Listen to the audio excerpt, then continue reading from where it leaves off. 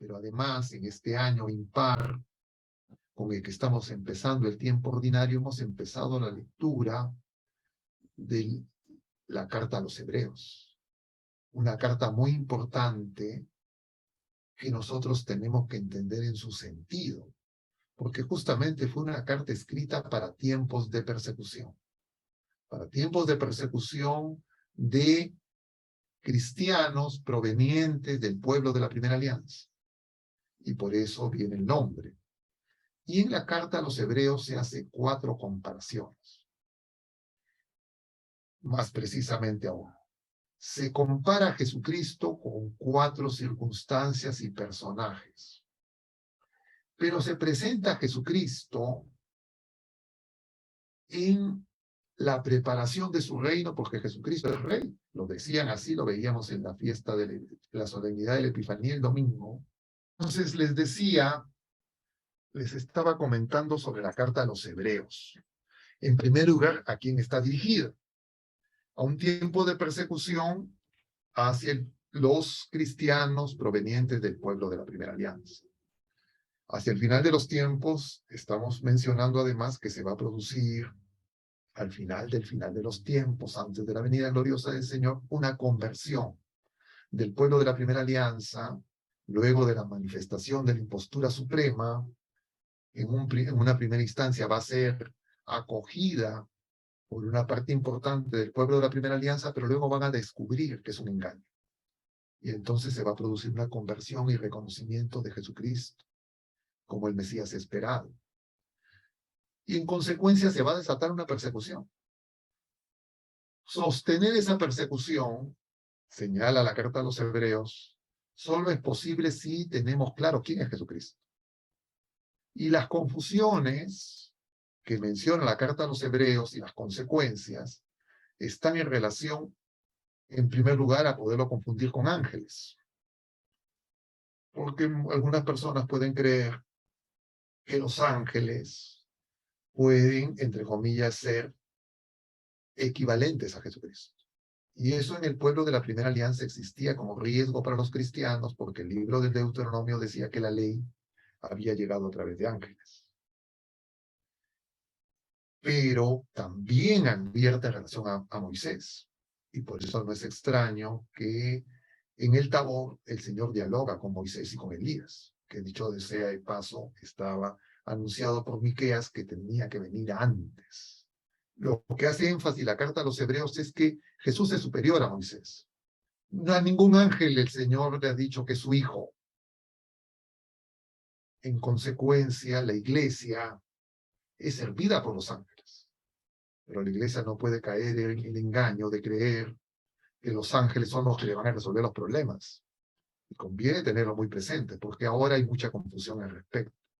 Pero también en relación al sacerdocio de Cristo, que por supuesto está caracterizado no como el sacerdocio de la Primera Alianza, donde se ofrecían cosas.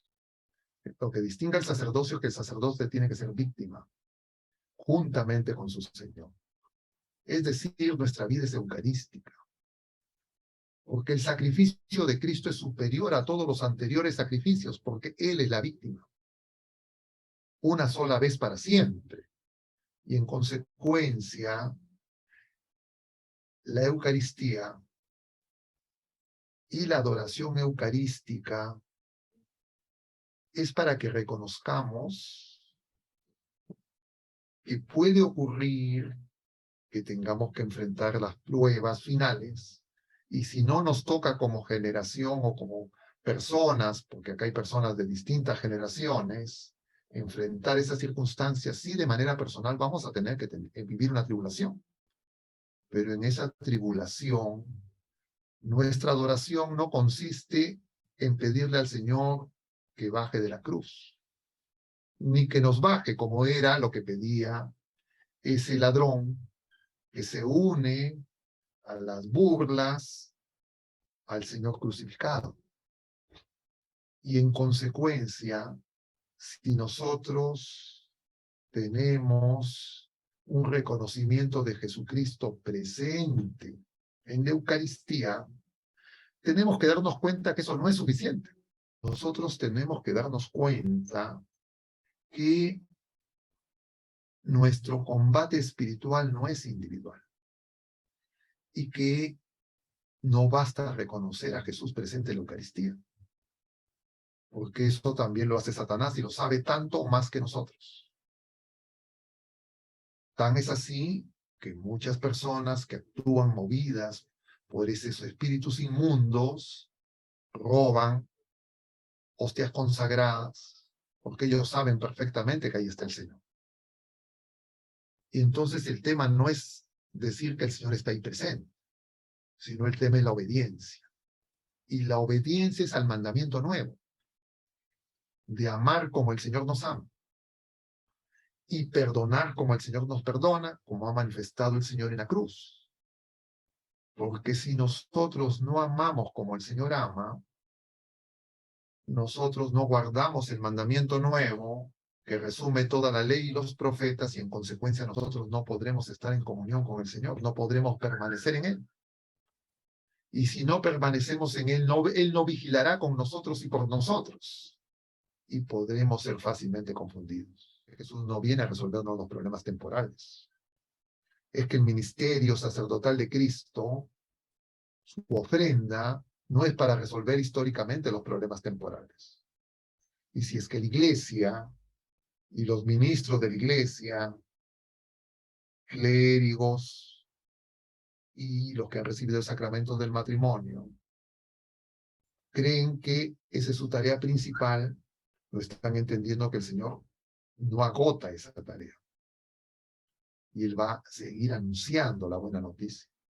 Yo veía a raíz de estos hechos luctuosos en el sur del país, videos de algunas personas que se presentan como clérigos, no me consta, que hacían una apología política militante